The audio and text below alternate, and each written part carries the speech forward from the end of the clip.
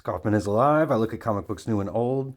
Today I'm looking at an old comic book, X-Man #1.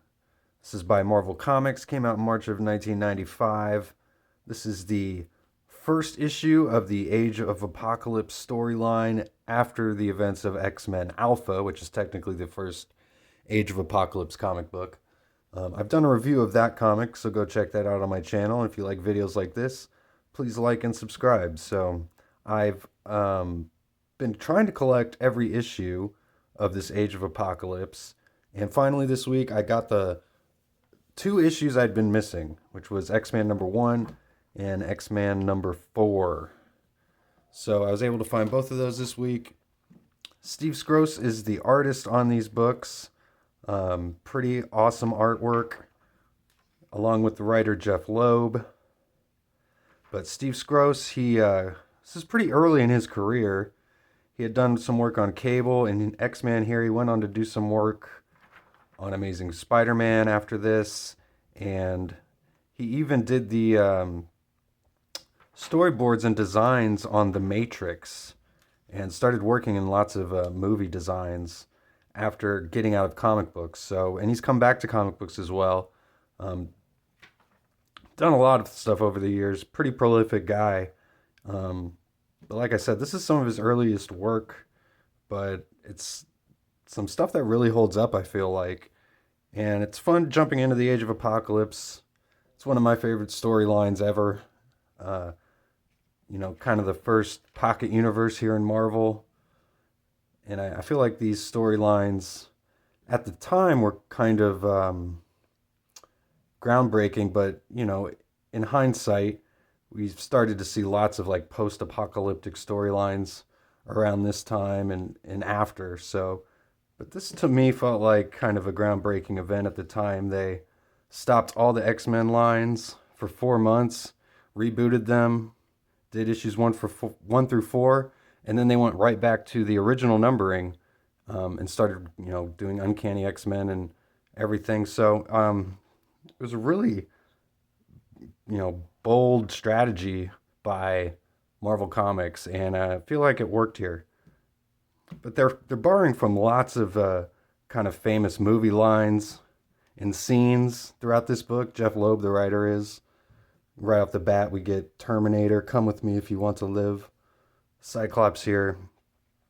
Everything's colored like pink here because we're seeing it through the eyes of X-Man here. And if you don't know who the character X-Man is, he's basically an alternate universe version of Cable. He's an aged down Cable, and he's got the white hair that kind of hints at he's getting older, and we'll get the white hair that Cable's famous for. But in this Age of Apocalypse universe, he was created from, like gene splicing from Mr. Sinister, from Cyclops and Jean Grey, who Mr. Sinister is still obsessed with them even in this universe. So that's basically X-Man's origin, and he's in these like Apocalypse pins. This is him when he, was being created essentially by Mr. Sinister. And we're actually in his memory here, and he's being reminded of him breaking out of the pins, and this guy, this one-eyed guy who he doesn't know and doesn't really know him, except he knows he just knows that he's a powerful telepath. So Cyclops is trying to use this telepath for whatever his plan is against Apocalypse. But he's able to break out, and we see X-Man here. He's having a vision of this school. He doesn't know what it means. Get another sideways page here. We see this is a scene from X-Men Alpha, where we've got Bishop confronting Magneto, saying that he's a killer. He actually knows what's going on here because he killed Xavier and caused this all to happen. And Bishop's trying to stop it. But suddenly X-Man here, Nate we'll just call him, gets a tap on the shoulder. And we get this character here who's actually Forge from the X-Men. He's made some own mechanical adjustments to himself here. But somehow, even though this is like Nate going into a memory, his sonic powers are just so powerful that Magneto's actually seeing them slightly in the mirror. As Nate is, I guess, like not just using his abilities to look at memories, but also perhaps even moving through time here in space. So he's super powerful telepath, obviously, son of Jean Grey. But then we find out this is all still a dream as Forge was waking him up here. We kind of meet this makeshift Brotherhood of Evil Mutants team. There's Brute, Sauron, Mastermind, Toad, and Forge himself there. They spell Sauron different here in this book.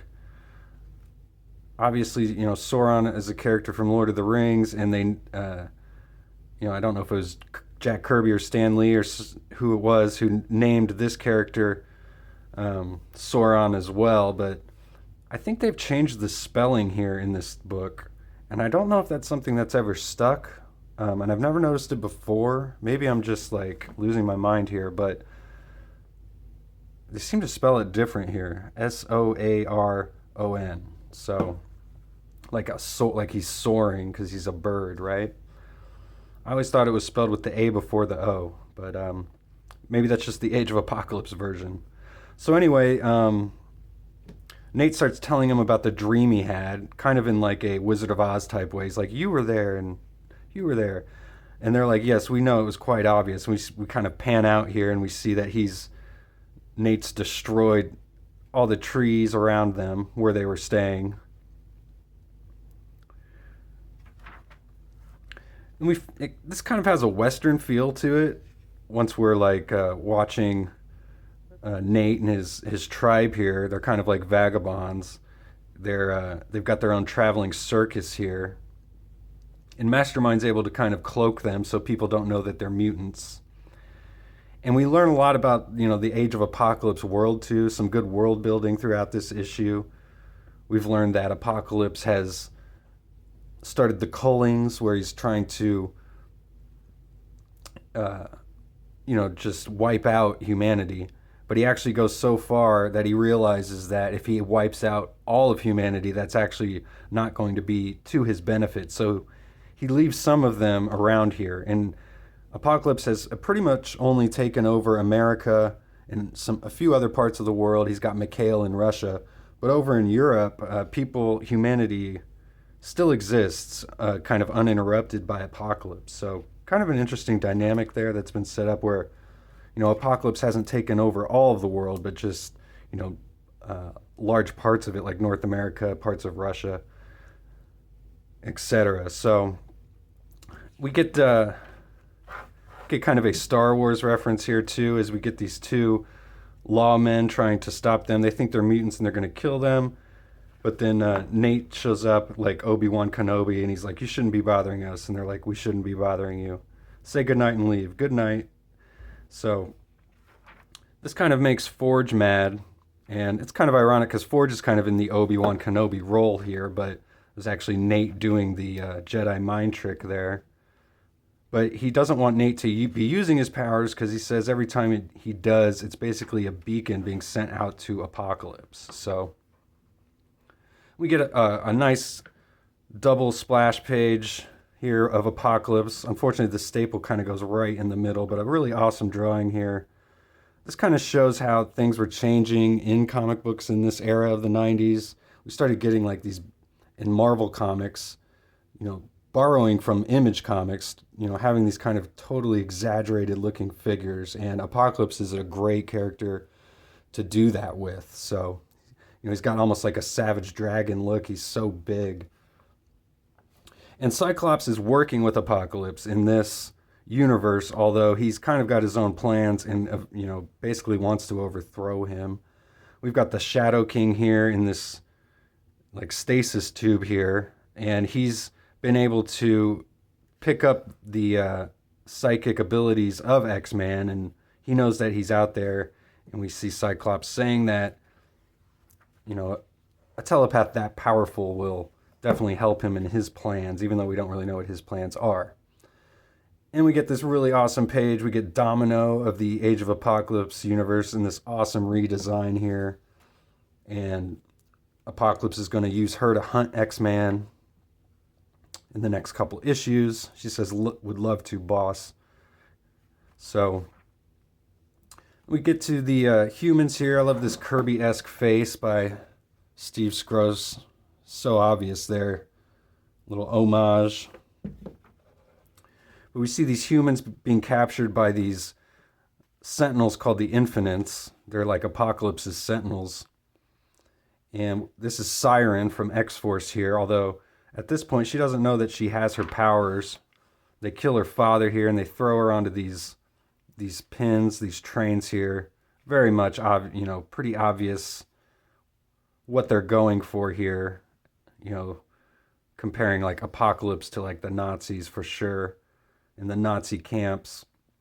It's kind of what we get here. But we've got X-Man and his team showing up. They're going to try and break these humans out of the train. You see Brute and Sauron in action here. Some pretty awesome action pages. Get another awesome double splash page. Sauron gets taken out and the Infinites are about to kill these humans, even these children. When X-Man shows up, takes care of the Infinite here. They're trying to give X-Man, he's got that kind of 90s attitude to him. Like he says stuff like, eat it. Earlier when he broke out, he's like, I'm out of here. So he's got kind of, I guess they're trying to write him young because he's like a younger Cable, so. So then he's about to get hit from behind by an Infinite when Siren reveals her powers for the first time, even to herself. She says, I've never done that before, and she passes out into the arms of X-Man. He doesn't know what's going on, but he wants to take this girl with him. And why wouldn't he? She's a hot redhead, right? And Forge doesn't really want to, but he says they don't have time, so he's just like, take her and let's go. X-Man's saying it felt good to help those people. He feels like he made a difference. He wants to do more. But Forge is trying to let him know that getting into this battle with Apocalypse is suicide, even though he knows that X-Man, Nate here, he's kind of destined for greater things. Forge knows this, but he's trying to protect him as long as he can. And right at that moment in the road here, they're visited by this character who introduces himself as Essex. And if you know who that is, Mr. Sinister. And that's how we kind of end this issue. And it says, who is Essex and what does he mean to Nate? So, pretty cool issue. Really nice artwork. I mean, some heavy borrowing from some classic movies, which I think is probably on purpose. They're just having some fun here. So, but a pretty fun comic book. I thought a nice introduction to this new character of X-Man. I guess he's kind of a variant of Cable, but I like the maps too here that they show from the Age of Apocalypse, kind of showing you all the parts of the world that Apocalypse is a part of, and where the humans rule and where the settlements are, where the nuclear dead zones are. Pretty cool stuff. So, his costume probably doesn't hold up that well today. Kind of looks like Havoc, the 90s Havoc costume too. So I guess that maybe kind of runs in the Summers family. But cool character. I like this character. This was a fun comic book. I'll definitely be kind of going through the Age of Apocalypse now that I have every issue. So over the next few months, stay tuned for that. And I'll see you guys on the next one.